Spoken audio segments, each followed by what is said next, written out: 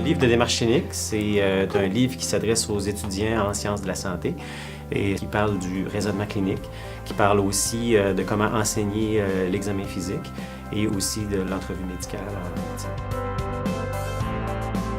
Le besoin est arrivé avec le nouveau programme de médecine où on avait à enseigner l'examen physique, mais à le raisonner, à travailler un diagnostic différentiel avec du raisonnement clinique continuellement. Il n'y avait pas beaucoup d'outils qui avaient ces qualités-là. Mais en plus de parler du raisonnement clinique, la démarche comme telle, comme François et Julie nous l'ont expliqué, le volume est abondamment illustré par des photographies, des dessins aussi, et donne accès aussi à des vidéos sur un site Internet.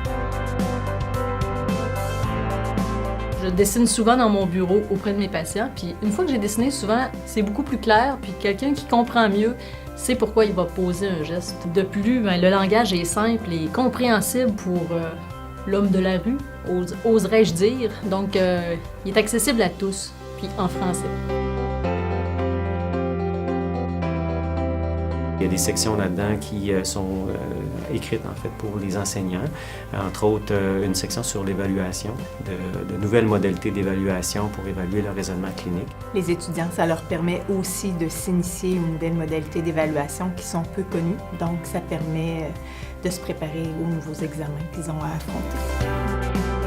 L'accueil a été vraiment très favorable, les étudiants sont très satisfaits et ils se sont appropriés l'outil vraiment facilement.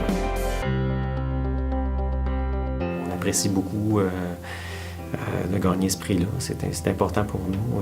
Ça vient, dans le fond, nous appuyer là, dans nos efforts, dans notre démarche pour développer des nouveaux outils pour nos étudiants.